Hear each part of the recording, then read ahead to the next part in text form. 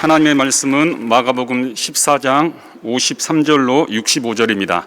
마가복음 14장 53절로 65절 말씀을 한 목소리로 우리 같이 합독하도록 하겠습니다. 시작. 저희가 예수를 끌고 대제사장에로 가니 대제사장들과 장로들과 서기관들이 다 모이더라. 베드로가 예수를 멀찍이 쫓아 대제사장의 집 뜰안까지 들어가서 하석과 함께 앉아 불을 쬐더라. 대제사장들과 온 공회가 예수를 죽이려고 그를 칠 증거를 찾되 얻지 못하니 이는 예수를 쳐서 거짓 증거하는 자가 많으나 그 증거가 서로 합하지 못함이라.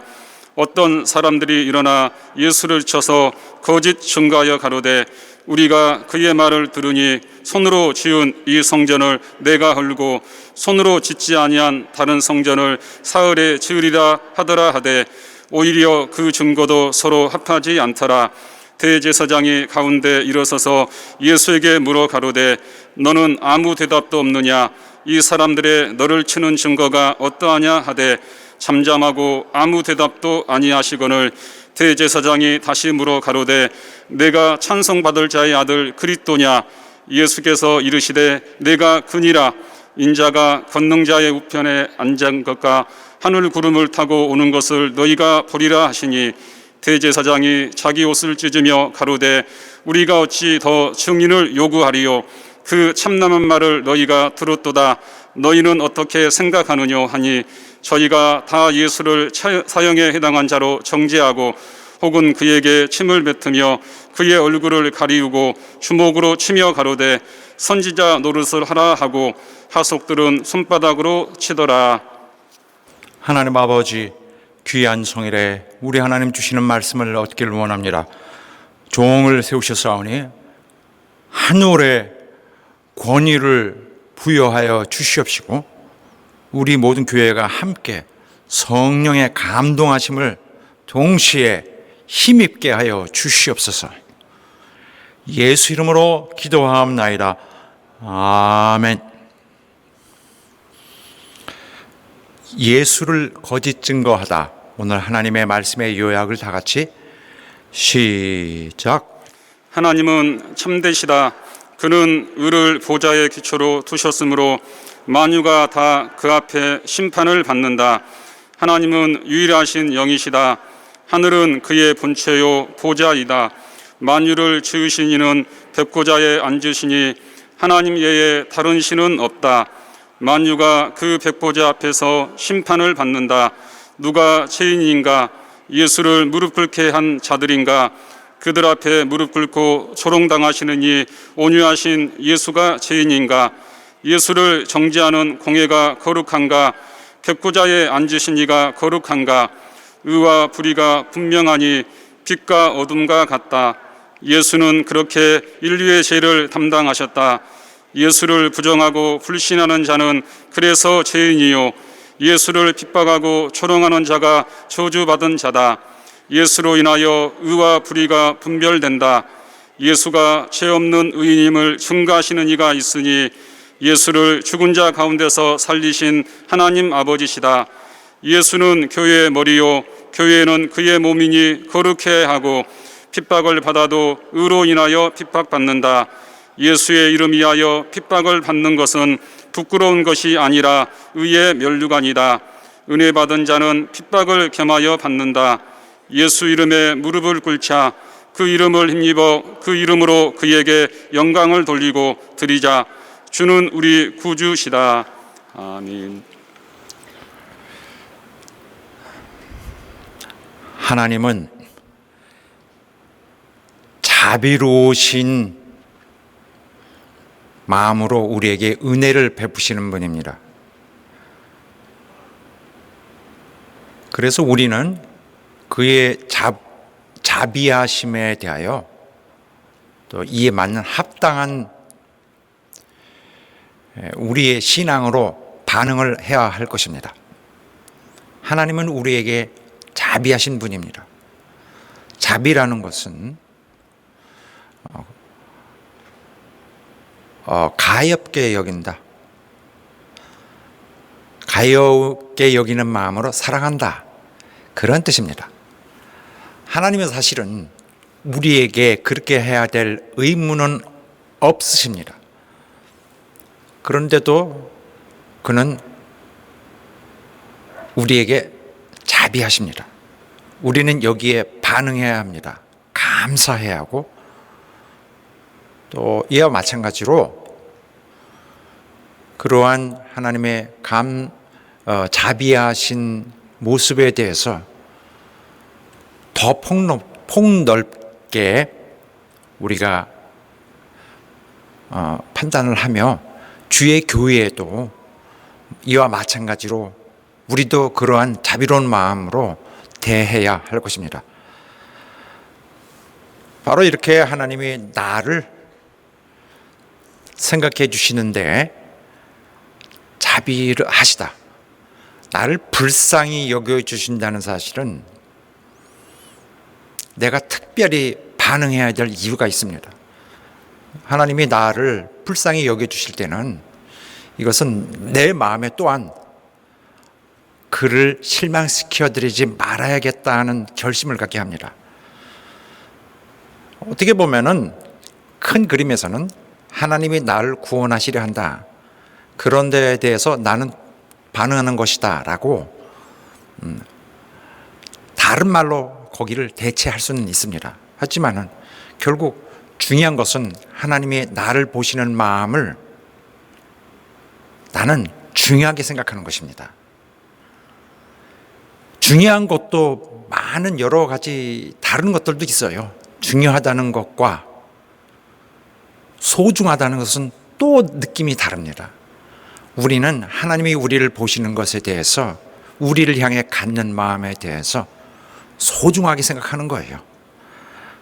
단지 어떤 중요성, 무게, 그런 것이 아니라 내게는 감사하지 않을 수 없는 소중한 것, 내게 귀한 것이라는 것을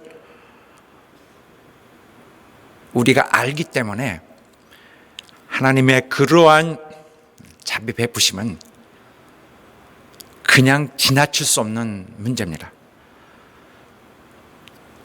그가 나를 향한 마음은 너무나 소중하기 때문에 그냥 머리에 두고 있을 그런 것이 아니라 오히려 이것이 언젠가 혹시 멈춰질까 봐 걱정해야 될 그러한 종류의 것입니다. 혹시 하나님이 나에 대해서 실망하셔서 이 마음이 돌이켜질까, 거두어질까 하는 걱정을 하는 것이 그 마땅한 반응입니다. 하나님은 또한 나 말고도 다른 자들을 향해서 그러한 마음을 갖고 계십니다. 이 점도 나는 존중해야 할 것이에요. 내가 하나님으로부터 받고 있는 그 마음, 나를 향하고 있는 그 마음을 너무나 감사할 일이기 때문에 그가 다른 자를 또한 이와 같이 돌보신다는 것에 대해서 나는 오히려 나도 함께 거기에 동참해야 할 것입니다. 나도 하나님이 생각해 주시는 자들을 긍휼히 함께 긍휼히 여겨주는 것이 도리죠. 하나님의 뜻에 내가 맞추는 것입니다. 우리는 우리를 불쌍히 여겨주시는 분이 그렇게 하시는 데 대해서 그의 영예가, 그의 명예가 떨어져서는 안 될 것입니다. 이것은 마땅한 얘기를 하고 있는 것입니다. 그리고 그렇게 그것뿐만 아니라 나를 불쌍히 여겨준다는 사실이 취소되지 않도록, 어떻게 다른 일로 해서 사라지지 않도록, 혹시 나의 부족함으로 인해서 이제 끝나지 않도록 계속 남아있도록 하기 위해서 나는 그의 나를 향한 마음을 난 나타내기를 원합니다. 대외적으로 선전하는 거예요. 인정하는 것이죠. 그는 나에게 이런 마음을 갖고 계시다. 나에게 이러한 자신의 마음을 주셨다. 그럼으로써 그가 베푸신 마음을 인정하는 것이죠. 혹시 이렇게 제가 말씀을 드리는 가운데 이런 점을 깊게, 이런 점에 대해서 인정하지 않을 사람도 있을 것입니다. 그런 사람이 있다면 이것은 그가 자신만 사랑하는 자, 그리스도의 교회의 신앙을 참으로 갖고 있는 자가 아닌 것으로 보고 자기의 자세를 고쳐야 할 것입니다. 너무 이기적인 자, 예수 그리스도의 모든 베푸신 이런 일들에 관한 사실이 자기에게는 이익 있나 없나로 따졌던 자였을 것입니다. 하나님이 우리를 향하신 그 마음은 대사건입니다. 나의 모든 영원토록 사는 내 인생이 있다면 내 인생을 영원히 바꿔야 될 나의 결단이 필요한 그러한 사건이었습니다. 하나님의 성의를 무시하고 당연히 받아야 될 것만 계산하는 것은 진정한 그리스도인이 아니죠. 또한 그가 베푸시는 그 자비하심에 대해서 걸맞는 우리의 자세를 갖는, 또 감사하는 신앙을 세워가는 것이 교회가 서 있을 수 있는 방법입니다. 교회는 그렇게 하여 보존되는 것입니다. 또한 우리는 그러므로 전도를 할 것입니다. 전도도 지식의 전파가 아닐 것입니다. 지식의 전파는 요즘 같은 경우에는 다른 매체로 많이 할 수 있어요. 그러나 우리에게 전달된 것은 어떨까요? 지식의 라는 어떤 실체일까요? 나는 그렇게 생각하지 않고 우리도 그렇게 생각하지 않습니다. 우리에게 온 것은 하나님이 나를 생각하셨던 사실이에요. 여러분을 불쌍히 여기시고 사랑하셨던 사실입니다. 지식이 도달하기 때문에 우리가 변화하는 것이 아니라 여러분을 하나님이 아끼셨다는 사실입니다. 우리는 소망이 있어요. 우리 소망이 뭡니까? 뭔가를 바라고 있는 것인데 나는 뭘 바라고 있습니까? 우리는 마지막 날을 바라보고 있는 것입니다. 마지막 날에 무슨 일이 일어나게 해요? 마지막 날에는 바로 하나님의 자비하신 그 은혜에 대하여, 하나님이 베풀어 주신 은혜에 대하여 당시에 세상에 있을 때에 반응하지 못한 자들에게 심판이 있을 것인데, 이날에 나는 그러한 심판을 받지 않는다는 소망입니다. 우리는 그 마지막 날에 하나님이 그때는 더 이상 기다리지 않으시고 이전에 하나님이 불쌍히 여겨주셨던 것에 대해서 무시했던 자들에 대한 하나님의 심판이 있을 것입니다. 그때에 우리는 그때에 우리가 이 땅에 있을 때에 그 자비를 잊지 않았다는 사실이 판명이 돼야 됩니다. 그때는 답답했을지도 모릅니다. 나만 하나님의 마음을 알고 세상은 인정하지 않았을지 모릅니다. 그러나 나는 하나님을 영화롭게 했어요. 그 은혜가 감사해서 하나님이 나를 향한 그 마음이 그 자체가 소중해서 나는 모든 환경이 다르게 말하고 있는데도 나는 꾸준히 그 영예를 하나님께 돌린 거예요. 잊지 않은 거죠. 그것을 아무도 이 세상에선 받아주고 박수 쳐줄 사람이 없을 수도 있습니다. 그러나 그날에는 주님이 당신의 입술로 인정해 주실 것입니다. 그걸 기다리는 거예요. 소망이에요. 그때까지는 긴장이 풀어지지 않을 것입니다.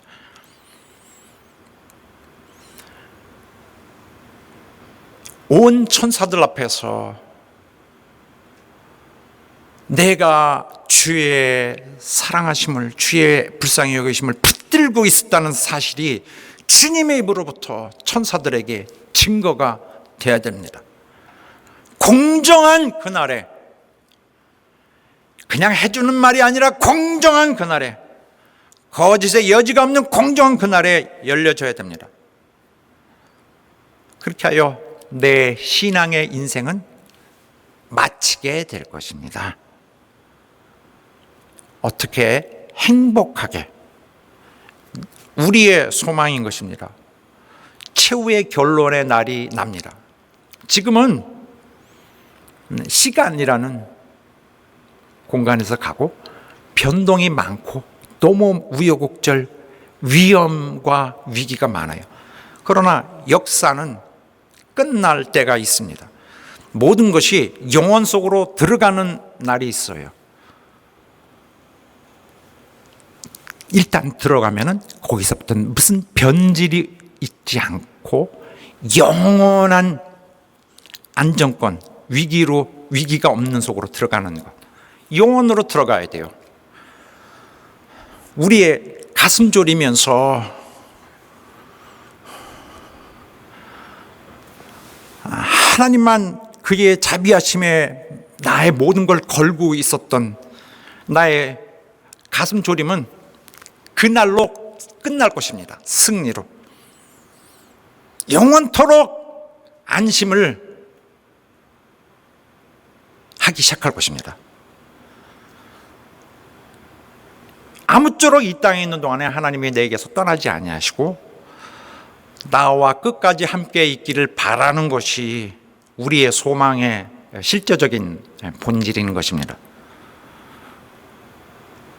그런데도 불구하고 교회 안에서 거짓 증언하는 사람들이 있습니다. 물론 우리 누구도 거짓말을 안 할 수는 없어요. 누가 갑자기 칼을 들이대고 한다면 모르겠습니다. 거짓말 안 할 자가 없을 수도 있습니다. 갑자기 위기가 닥치면. 그리고 누구든지 또한 어떤 면에서는 좀 필요하기도 합니다. 그러나 거짓말하는 자체를 다룬다면 살아날 사람이 없어요. 그러나 거짓 증거는 좀 얘기가 다릅니다. 교회 일에서는 거짓 증거를 엄청나게 조심히 다뤄야 합니다. 신앙생활을 하는 동안에는 우리는 최고의 진실함, 그러니까 신실한 마음으로 임해야 합니다. 우리 신앙생활은 최대한 신실함으로, 진실함으로 만들어가야 합니다. 교회 앞에서는 그렇게 해야 합니다. 우선 거짓말을 자주 하는 사람들이 있어요. 이제 나중에 와서 보니 고쳐지기가 어렵게 되는 상황까지 있는 사람들 많이 있습니다. 그러나 거짓말을 많이 하는 사람들은 습관이에요. 그죠? 계속 언제든지 준비되어 있는 사람들이 있어요. 이 사람들은 매우 위험한 신앙 인생길을 가고 있다고 봐야 합니다. 교회에서 이렇게 이미 거짓말의 습관이 된 사람은 교회에서 거짓 증거를 할 수도 있어요. 워낙 거짓말을 아무렇지 않고 하던 그런 습관이 있어서 나중에는 거짓 증거도 쉽게 알 수 있는 그런 상황까지 발전된 사람이 있습니다. 자기를 위해서 교회를 불리하게 하고 또 자기를 유리하기 위해서 남들을 힘들게 만드는 그런 일이 있을 수 있죠. 교회에 그런 일이 전혀 없을 수는 없겠지만은 안타깝게도, 그러나 우리 교회는 그런 거짓 증거로 인해서 많은 어려움을 겪어왔어요. 정말 거짓 증거들이 막 일어나고 있는 상황에서 우리는 그대로 하루하루를 그대로 살아온 거예요. 아니죠. 그것은 안 됩니다. 절대적으로 오늘부터는 바꿔야 됩니다. 최선을 다하는 거죠. 이제부터는 아예 거짓말에 대해서 NO, 거짓말을 안 하기로 변화하는 작정하는 그런 작정이 필요합니다. 그러므로 어떤 영혼이 교회에 처음 들어와서 식구가 되면은 그날부터 이웃에 대하여 거짓 증거하지 말라. 이거는 이제 하나님 말씀이에요. 가장 중요한 우리 모세 10계명이 있습니다. 제 9계명인데 이웃에 대하여, 교회에 대하여는 말입니다. 형제자매, 교회에 대하여 거짓 증거하지 말자. 처음 날부터 열심히 배워왔어야 됩니다. 교회에 들어오면은 그것부터 해야 됩니다. 신앙생활 내내 결단이 확인되고 유지되어 왔어야 했습니다. 물론 거짓 증거하는 것은 세상에서는 아무렇지도 않은 일이에요. 세상에서는 빈번하게 있는 일. 거짓말하는 정도야 밥 먹듯이 하고, 거짓 증거도 스스럼 없이 합니다. 세상은 그런 것에 대해서 굳이 알레르기가 생기고 그럴 이유는 없어요. 이 세상에는 그런 일에 대해서 제재를 그렇게 가하지 않습니다. 세상에는 잡아가지 않는 것은 얼마든지 할 수 있는 거예요. 그러나 주의 교회에서는 잡아가지 않더라도 해야 할 일들이 많습니다. 세상과 같이 손잡고 나갈 수는 없는 것이에요. 세상은 하나님의 자비를 모릅니다. 무시하기 때문에 그 가치조차를 모르고 있는 거예요. 그러나 우리는 영적인 눈으로 영적인 길을, 영적인 방법을 따라서 가고 있습니다. 자, 우리가 이런 말씀을 나눌 때에 우리가 자비라든가 친절을 베풀다 하는 것은 하나의 어떤 덕목을 한번 더 이렇게 한번 장려해 볼까, 이런 더 권해 볼까, 이런 어떤 부수적인 것을 하고 있는 거 아닙니다. 우리 신앙 외에 어떤 부분을 좀 더 한번 강조해 볼까 하는 거 아니에요. 나는 본질을 말하고 있습니다. 그리스도교의 신앙의 중심이 그거예요. 자비, 하나님의 자비에 대해서 나는 어떻게 생각하는 것인가? 하나님의 자비에 대해서 당신은 어떻게 생각하십니까? 이게 신앙의 중심인 것이죠. 하나님의 자비를 만난 자들의 마음에는 어떤 변화가 있는가?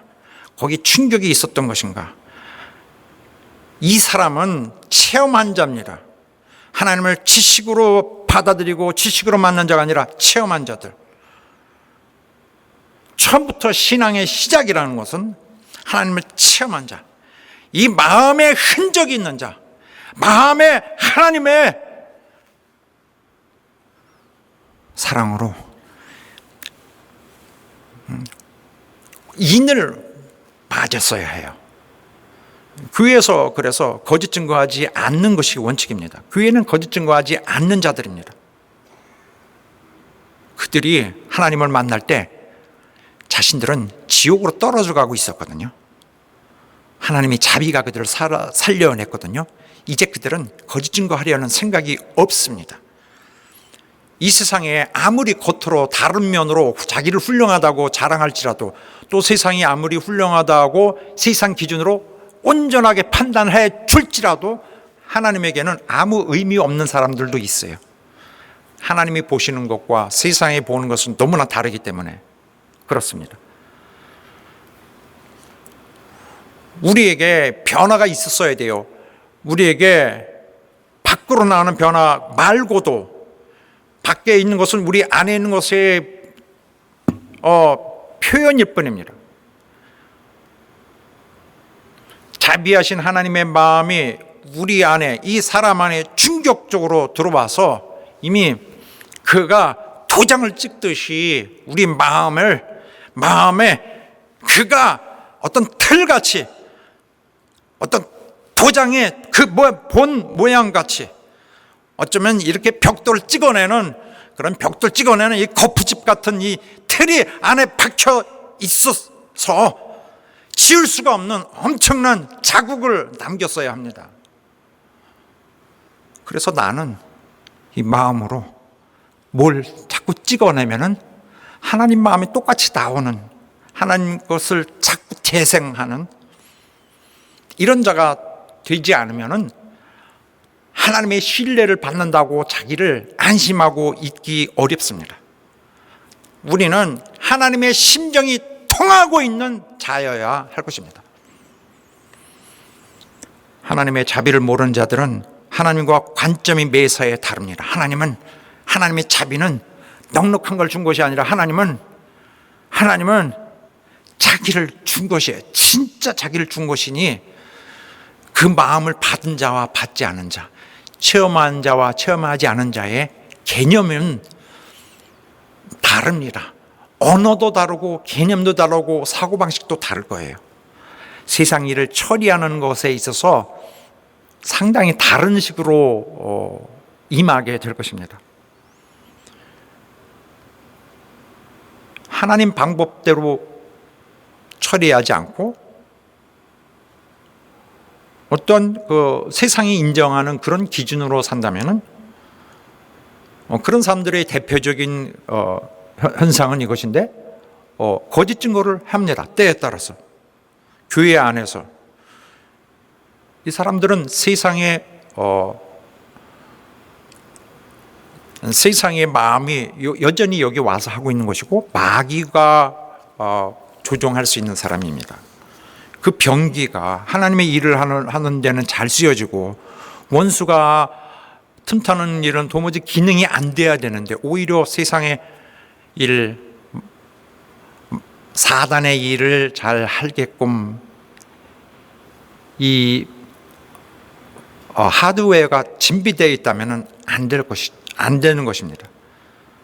평생 동안 그런 일만 하게 될 것이니까 말이죠. 사랑하는 여러분, 하나님이 우리에게 주신 그 자비는 우리에겐 법이에요. 법에서도 완전히 그 코어 중심입니다. 하나님이 인간을 구원하시는 것은 법입니다. 하나님이 인간을 구원하시려고 하는 것은 하늘과 땅의 최고의 법이에요. 인간 안에서도 이 세상 안에서도 법이 있습니다. 법도 있고 정의도 있어요. 인간의 정의, 또 공정 그런 것이 있죠. 공평 그런 것이 있죠. fairness 그런 공평, 정의니까 공정이겠죠. 세상의 법. 그러나 이런 것들은 이 세상에서 모양은 있어요. 그리고 취지는 좋은데 이 세상의 것들은 영향을 많이 받아요. 세상의 영향을. 온갖 거짓 증거들에 의해서 이 공평 정의 법들이 이용당합니다. 진실한 기능을 못하게 되는 경우가 많습니다. 세상의 이런 조건들은 이러한 우리가 추구하고 있는 고귀한 것들에게도 영향을 많이 줘서 우리에게서는 진실한 그러한 절대적인 가치, 절대적인 정의가 실현되기 어렵습니다. 하지만 이것은 이 땅에 있을 때만 그렇고 최후에는 모든 것이 공정하게 또 공평하게 판단을 받게 될 것입니다. 그때는 하나님의 법으로, 하나님의 구원의 법으로 더 날카롭게는 그 구원에 꽉 차 있는 바, 하나님의 마음이 꽉 차 있는 바, 하나님의 마음이 근거가 되어 있고 계기가 되어 있는 바, 하나님의 자비라는 잣대로 판단을 받게 될 것입니다. 어떤 식으로 받게 되느냐? 하나님의 자비가 절실한 자는, 하나님의 자비가 절실한 자는 하나님의 최고의 법으로 살려줄 것입니다. 하나님의 자비가 간절해 왔던 자들은 하나님의 마지막 법, 최종의 법, 땅과 하늘의 가장 마지막 법이 그를 살려줄 것입니다. 그러나 기억해야 돼요. 우리가 이 땅에 있을 때에 하나님의 그 자비하심에 내가 정말 신실하게 반응하였는가? 하나님의 자비하심은 그 신실함의 자체입니다. 동의어나 마찬가지죠. 내가 그때에 반응을 했느냐, 합당하게 반응을 했느냐. 하나님의 그런 자비는 그의 십자가의 죽으심, 이런 희생, 자기를 낮추시고 자기를 죽는데 내어주신 이런 모습으로 그 모양새가 확인이 돼 와 있죠. 그런데도 합당한 반응이 없다면 문제가 될 것입니다. 이것은 하나님의 그 자비하심을 무시하게 대했다는 증거밖에 되지 않을 것입니다. 하나님의 자비를, 그리스도의 자비를 무심하게 가치없이 취급을 했다고 판정이 나올 수 있습니다. 사랑하는 여러분, 우리는 하나님의 최고위의 법, 이 세상의 최고위의 법, 구원의 법, 그 외에도 자비의 원칙에 초점을 맞춰서 그 법, 이 세상의 영원 속으로 들어가는 마지막 판정이 여러분을 합당한 반응을 했다고 선고해 주기를 주의 이름으로 축원합니다. 온라인 예배로도 충분하다. 그러니까 현장 예배가 아닌 온라인 예배로 충분하다. 이라는 개념은 굉장히 확산이 되고 있어요. 우리가 이렇게 말하고 있는 중에도 이미 정착이 계속되어 갑니다. 그래서 지금은 어떤 사람들에게는 온라인 예배로도 족하다라고 보고 있습니다.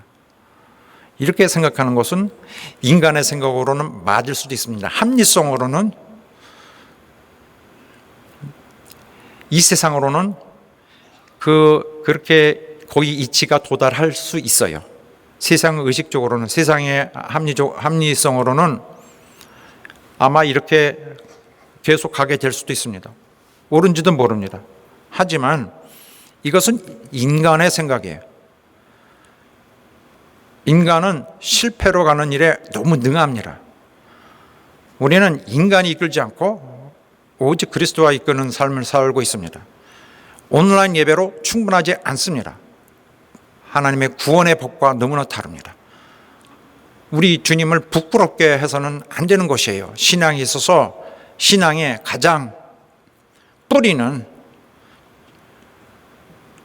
부정하지 말아야 합니다. 예수 십자가, 예수님은 온라인을 하지 않고 십자가에 돌아가셨어요.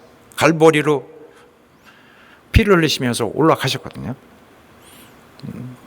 이 세상에 한 가지 행동에 대해서, 한 가지 하나님의 행동에 대해서 부끄럽게 하지 않아야 될 것인데 모든 일들이 여기에 연결이 돼 있어요.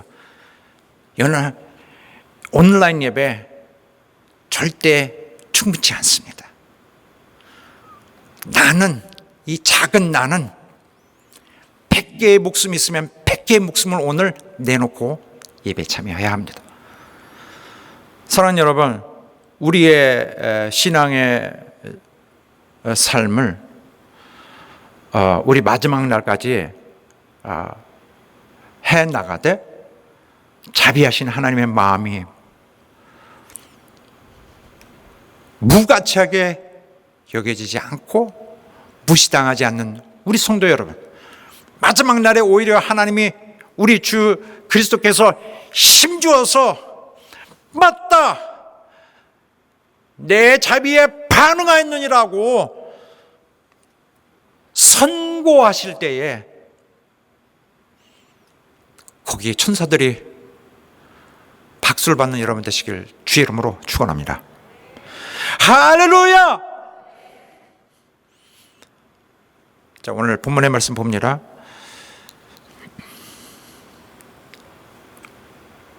여기 보면은 평소에 우리가 하지 않던 좀 새로운 주제를 다루어야 하겠습니다. 이스라엘의 법률에 관한 것인데, 법. 이스라엘의 법률은 자비라는 원칙이 거기 모든 면에 세심하게 스며들어 있습니다. 이스라엘 법은 하나님의 마음을 반영하는 것입니다. 하나님의 마음의 성격이 담겨져 있어요. 모세를 통하여서 율법으로 주신 것인데, 이 법은 모든 사회에 걸쳐진 모든 영역을 다 커버합니다만은, 심지어 이러한 그 형법 같은 범죄자에게 형벌하는 문제에 관련한 것에까지 포함되어 있습니다. 형벌하는 것은 누구를 죄를 밝혀내고 판정하여서 벌을 준다, 또 사형을 시킨다 할 때도 죽이는 것이거든요. 그러면은 무섭게 다신 죄 짓지 말도록 강하게 무섭게 이렇게 다루는 게 하나님 포인트가 아니에요. 심지어 이런 형법에서도 사형에 해당하는 자, 이를테면은 이런 자를 심판하는 데 있어서도 하나님의 의지가, 하나님의 자비의 의지가 가득 담겨 있어요. 이것은 인간을 구원하시려는 상황에서 인간이 영원히 형벌을 받고 죽어야 되는 이러한 정점에서 또 이 형벌을 대신 짊어져야 하는 분의 상황을 고려해서든지, 하나님의 율법은 사형당할 수 있는 자들에 대해서도 자비로서 다루어지는 그러한 성격이 강력하게 담겨 있습니다. 그래서 어떤 죄인이 있더라도 마지막 순간까지 살 기회가 있는지를 자꾸 어떤 방안을, 어떤 기회를 모색하기 위해서 주저하고 생각해 주는 면이 있습니다. 사형 집행을 자꾸 늦추는, 또 웬만하면 살아날 수 있는 가능성을 자꾸 눕히도록 환경을 만들어 놓는 그런 면이 있어요. 하나님의 섬세하고 자비로운 모습이 그대로 거기에 반영되어 있습니다. 이스라엘의 건설, 이스라엘의 시작은 하나님이 자 들어가서 이제 법을 만들라 이렇게 하면서 시작됐어요. 하나님이 이스라엘 백성을 약속한 땅에 보내시면서 공평과 정의로 삶을 질서 잡을 것을 명하시면서 자비의 원칙이 들어있는 이 법을 내려주셨어요. 그래서 이스라엘은 이런 법들, 심지어 이런 형법과 관련된 이런 일도 그렇게 해서 시작된 것입니다. 공의로 심판하라, 재판장도 두고. 그러나 굽게 잘못 판단하지 말고, 외모 보지 말고 뇌물 받지 말라. 뇌물은 다 망치게 하고 의인도 다 망가뜨렸느니라. 너희는 공의만 쫓아라. 그래야 살 수 있다. 그래서 이 원칙 때문에 이런 각 마을마다 다 공회도 있고 법정도 있어요. 뿐만 아니라 쭉 올라가면 상위권으로 이제 대법원에 해당되는 것이 있는데, 그것은 사내들인이 담당합니다. 예루살렘 공회.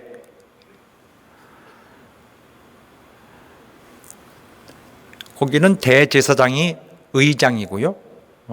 71명으로 구성되어 있는데, 살인에 해당되는 사건이 나오면 그들이 판정을 합니다. 그들은 판사들입니다. 그래서 이렇게 이스라엘은 법에 철저히 공정하고 공평한 하나님의 나라를 세우시면서 하나님이 첫 돌을 놓으신 이 법에 따라 이렇게 갑니다. 이 법은 온 세계의 모든 법률의 교과서가 되어 왔습니다. 많은 이런 법률 스터디, 법률 연구가 이 이스라엘의 율법의 법을 교과서로 보고 기초로 하고 있습니다. 중요한 원칙들이 나오는데 이런 것이죠. 이를테면 공개적 재판을 허용합니다. 이 혐의를 받은 사람, 고발되거나 고소되어서 나온 이 자가 이 재판이 잘못되지 않게, 거짓으로 되지 않게 공개적으로 재판할 수 있는 것. 또 두 번째는 변호사를 둘 수 있는, 혹은 자기를 변호할 수 있는, 얼마든지 자기를 변호할 수 있는 장치가, 기회가, 시간이 충분히 주어질 것, 변호할 수 있도록. 또 세 번째는 증인이, 신뢰할 만한 증인의 숫자와 그 신뢰도가 보장돼야 할 것. 2명 이상의 증인들이 있어야 할 것. 이렇게 해서 죄인이 당연히 죄인으로 당장 죽어야 마땅하게 보이더라도 혹시 만에 하나 살 수 있을지도 모른다는 가능성을 항상 열어두고 있는 것입니다. 그리고 그런 환경 속에서도 불쌍하게 여기는 그런 것이죠. 또 보복 절대 못하게, 뇌물 받는 거 절대 못하게, 이렇게 하기 위해서는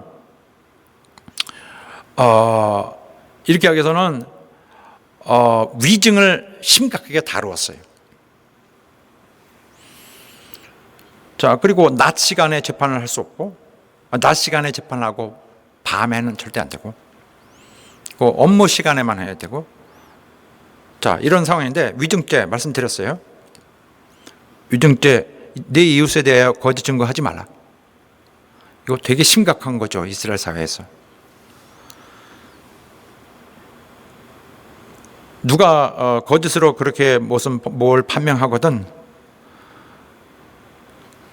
그렇게 해서 억울하게 혐의를 받아가지고 거짓 증거를 해서 혐의를 받아가지고 그 사람이 받게 될 판결, 형벌을 그 사람이 받도록. 거짓 증거한 사람이 이렇게 해가지고 이 살인죄에 해당됩니다. 그래서 이 혐의를, 이런 일을 했습니다. 그래서 혐의를 내서 이 사람이 받게 될 형벌을 이 혐의를 거짓 말한 사람이 받도록 장치를 그렇게 해놨습니다. 또 이 재판에서는 이 혐의를 받은 자, 소위 이제 피고는 피고를 대상으로, 피고가 스스로 나 포기할래요, 나 죄 지었습니다, 범죄했습니다, 이걸 허락하지 않습니다. 나 그냥 포기한다니까요, 나 죄를 지었습니다라고 해도, 아무리 강력하게 자기가 주장해도 법정은 그를 믿어주지 않는 것이 유대인의 법이에요. 왜냐하면 살려주는데 어쨌든 자기가 자기를 스스로 어뷰스 안 하고 자기가 자기를 해야 하는 것을 인정하지 않습니다. 그런 반면에 피고가, 또 혐의가 있는 자가 자기를 방어하는 것은 얼마든지 도우려고 하고 있습니다. 특히 이 사내들인 이 대법원이, 이스라엘 대법원이 하는 일 중에서 중요한 것은 어떤 결론이 나면은 결론을 투표를 하잖아요. 유죄, 무죄, 유죄 투표를 할 때 한 사람씩 얘기를 합니다. 이거 할 때 가장 연소자부터, 가장 직급이 낮은 판사라부터 먼저 얘기를 합니다. 그렇잖아요. 원래는 거기서 왜 그렇게 하냐면은, 거기서 연장자, 제일 권위가 높은 사람이 이건 유죄야! 이렇게 하면 밑에 사람이 예, 저도 유죄입니다 하고서 압력에 의해서 따라가지 않게 하려고 제일 낮은 사람부터 판단을 묻습니다. 또 만장일치로 됐습니다, 유죄! 이거는 무죄입니다. 만장일치는 허락을 안 해.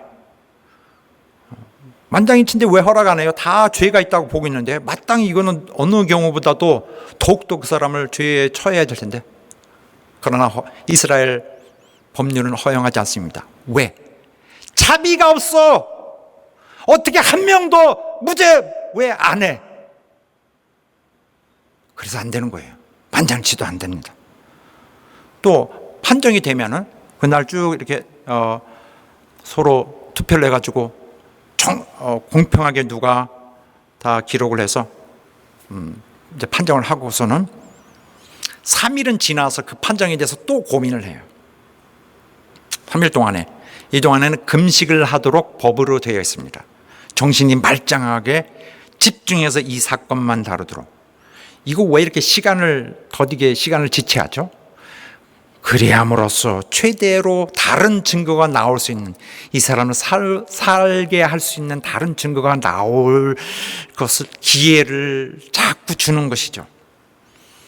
또 어떤 명절 전에는 이 재판을 못합니다. 왜냐하면 이 명절에는 금식을 할 수 없잖아요. 먹어야 되잖아요. 그런데 이거를 명절 직전에 하면은 금식을 못 하잖아요. 심사숙고를 못 하잖아요. 이 사건에 대해서 사흘 이상 고민을 못 하잖아요. 그래서 명절 전에는 허락이 되지 않습니다.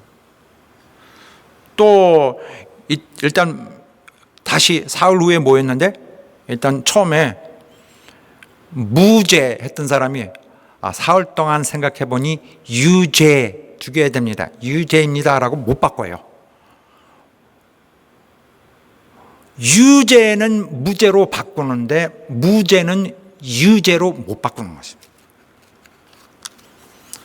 살리는 데에 사내리는 예루살렘 공회는 살리는 데에 힘을 주는 자들입니다. 형장에 갈 때도, 사형장에 가는데도 계속 증거를 찾는 이러한 법이 되어 있습니다. 그런데 만약에 그 사형당한 자가, 당할 자가 나는 그때 이제 지금 생각을 하네, 이게 반대 증거할 거 있습니다 하면은 즉시로 재판장에 다시 가. 최소한 5번 이상은 허용하게 되어 있습니다. 새로운 증거가 나오면 또 다시 가. 그렇게 최대한으로 기회를 주고, 또 마지막에는 그야말로 다 없고 이제 완전히 죽게 되었으면은 본인이 알았습니다. 이 형을 받아들이겠습니다라고 인정하면은 그때는 어떤 마취될 수 있는 그 음료를 주죠. 그렇게 함으로써 죽음이 더 고통스럽지 않도록. 자, 이렇게 이러한 유대 법은, 유대 이러한 시스템은, 이런 법학 시스템은 완전히 자비롭습니다. 공평합니다. 그런데 예수님의 재판은 전혀 공정하지 않았어요. 거긴 자비가 없었습니다.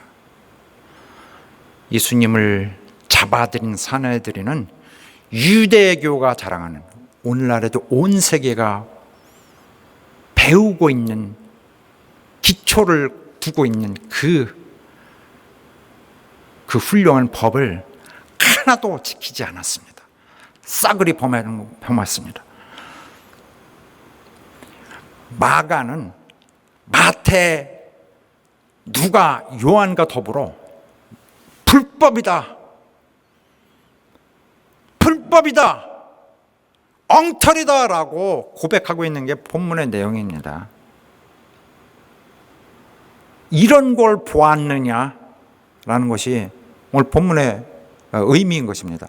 이렇게 되었다가 아니라 이러한 대혼란,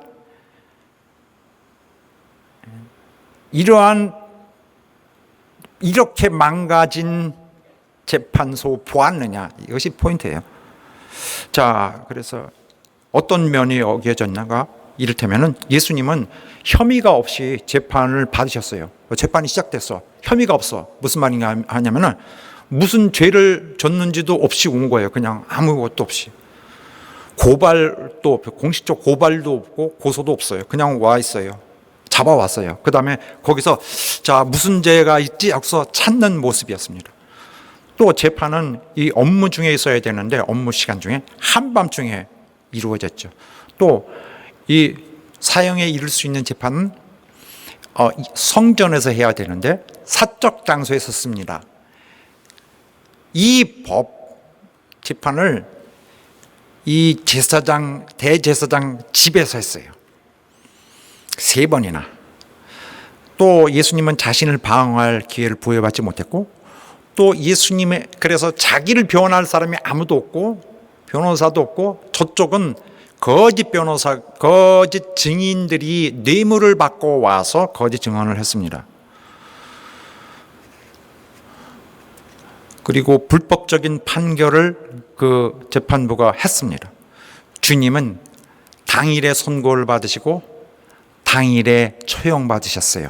이건 3일을 심사숙고해야 되는 원칙을 완전히 무시된 그런 결과였습니다. 그러므로 판사들은 3일 동안 금식하면서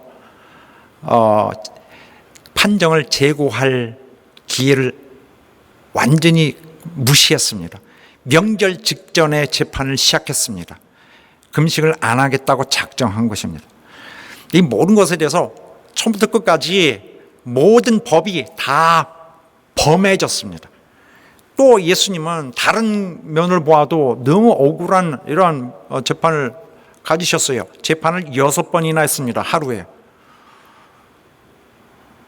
2번은 한밤중에 했습니다. 그래서 요한복음에 나타난 재판, 누가복음에 나타난 재판 다 이것이 포함해서 6번이나 했는데 말이 됩니까?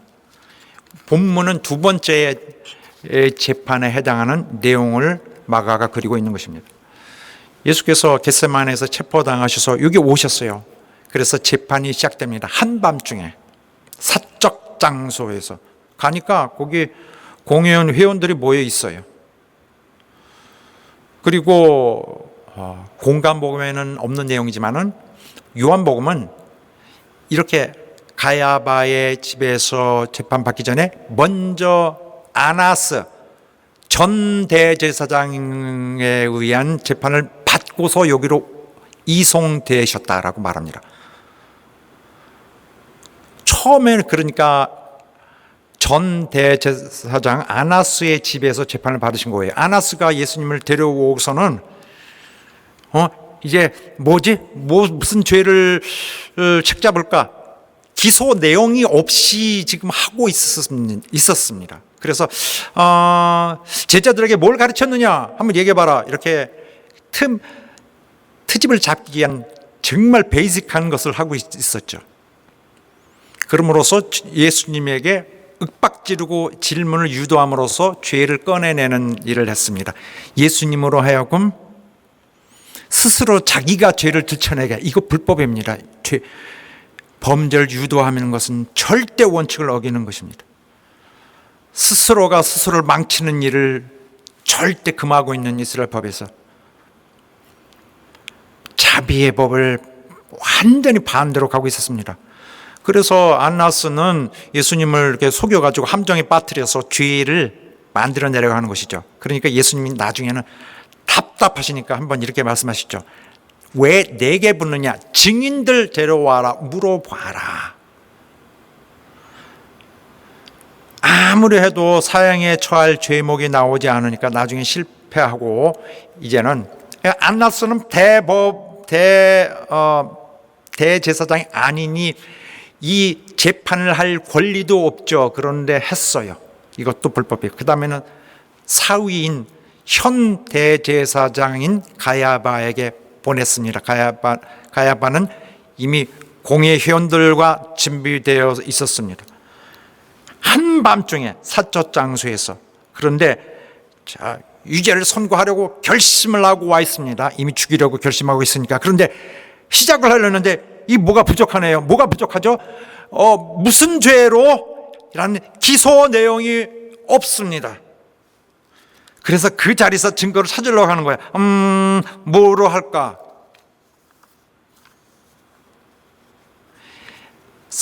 공회는, 사내들이는 혐의를 내놓으면 안 됩니다. 그들은 재판장이에요.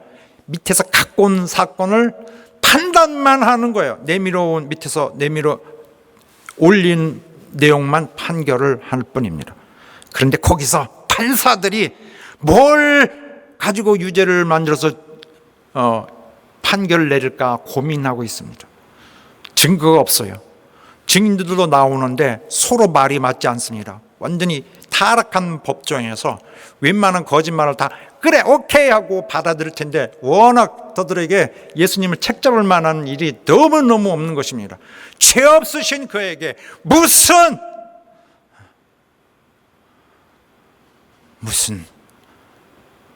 죄로 정죄될 일이 있겠습니까?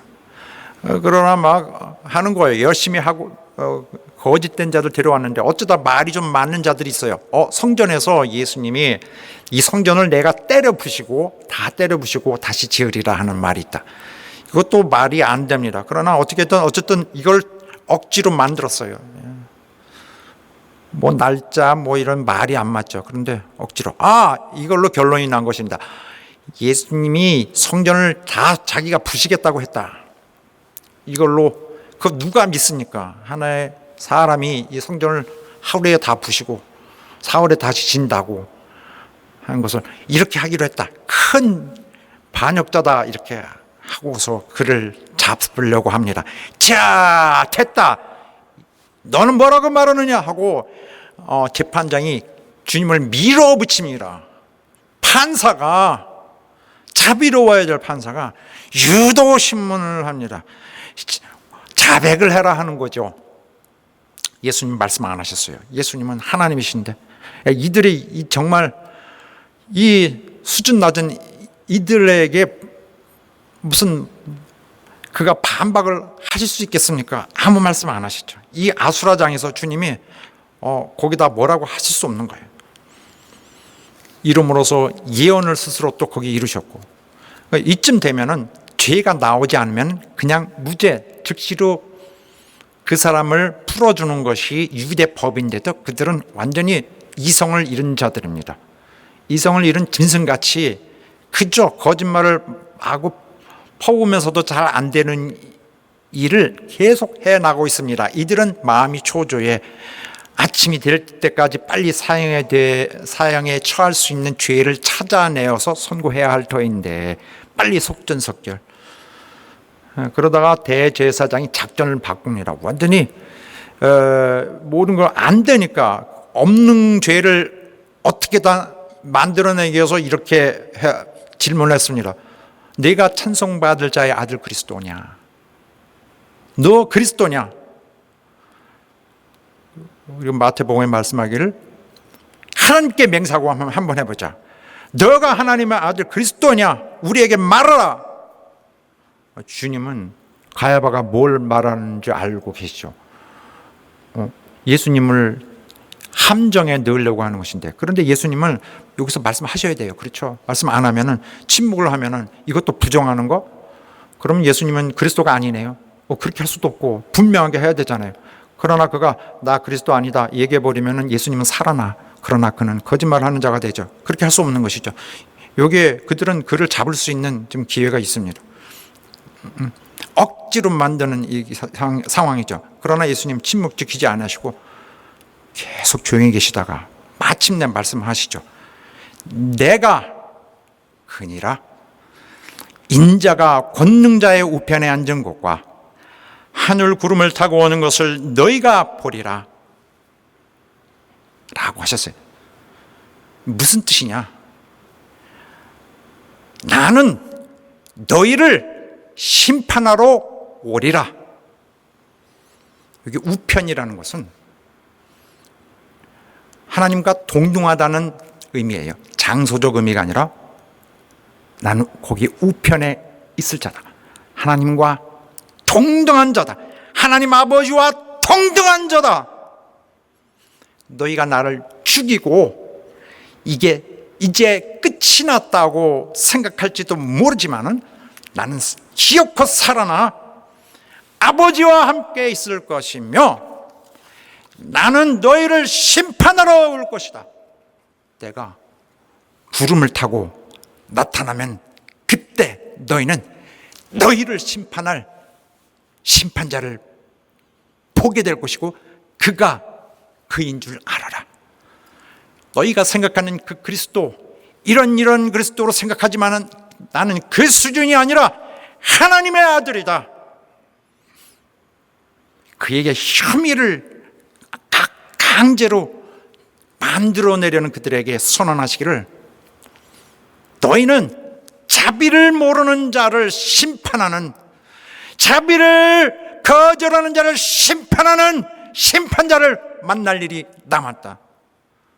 자비를 구해야 할 터인데 오히려 자비를 구하지 않고 자비를 베풀지 않고 정죄하려는 너희를 나는 심판하러 오리라.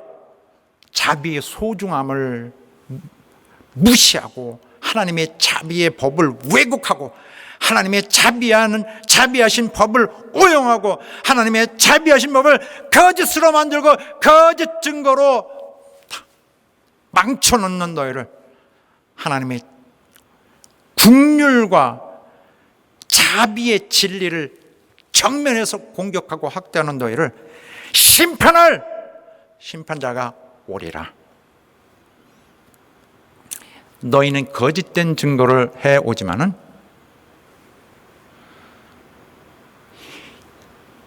그날에 올 판결은 공정한 것이 될 것이다. 영원토록 펼쳐지는 판결이 나올 것이다. 그들은 예수님께서 죽으면은 다 끝난다고 생각하지만은 그는 자비를 외면하시는 자, 자비를 외면하는 자, 무시하는 자를 정당하게 심판하시고 영원한 형벌에 처하실 것입니다. 그는 마지막 문으로, 영원으로 들어가는 그 길목을 여시고 그가 그 문을 들고 나타나셔서 자비를 멸시했던 자들을 심판하시게 될 것입니다. 여러분과 나도 이제는 변명의 여지가 없어요. 함께 이 말씀을 들었기 때문에. 그런데 현장에서는 이 말씀을 들은 가야바는 정말 어처구니 없이 자기 옷을 또 찢습니다. 이렇게 참담한 것이 있느냐 하는 듯이 마치 하나님을 위한답시고 경악하는 모양을 억지로 만들어내고 있습니다. 연기하고 있는 거죠. 사실은 속으로는 신나서 좋아하고 있는 것인데 어찌 우리가 더 증인을 요구하려 하고 막 흥분을 일부러 일으키면서 주위에 있는 사람들에게 영향을 줍니다. 강압하는 거죠. 빨리 하자, 선고를 하자, 어떻게 생각하느냐, 강요하고 있습니다. 공회 회원들에게 대제사장이, 대법관이 그렇게 하고 있습니다. 그리고 선거 투표하시오 하면은 연소자부터 무죄, 유죄 순서대로 나이 든 사람을 향해서 올라가서 해야 되는데 그런 거 없습니다. 이거 유대의 가장 훌륭하고 멋진 법 필요 없습니다.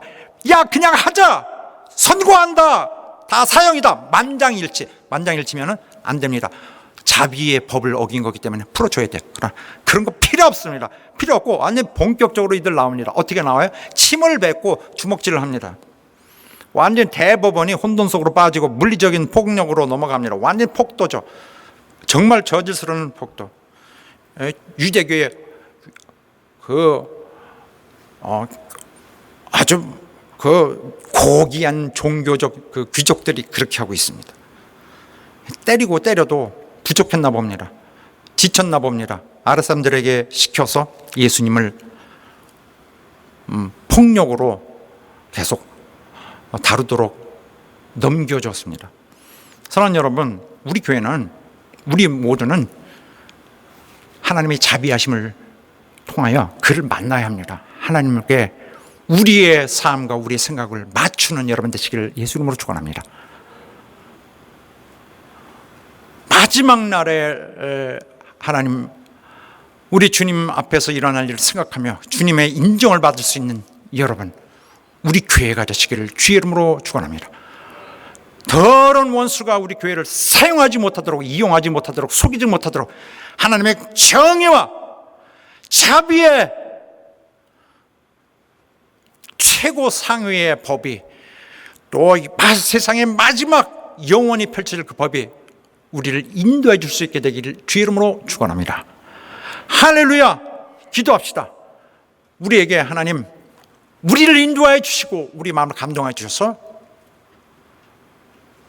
이런 세상법과 세상의 생각 따라가지 아니하고 우리 하나님의 영원한 최고위의 자비의 법을 따라가게 하여 주시고 마지막 날 향해서 한 소망으로 달려가도록 우리를 역사해 주시고 주님의 자비하시고 긍휼하심에 배반하는 자가 하나도 없도록 우리를 도와 주시옵소서.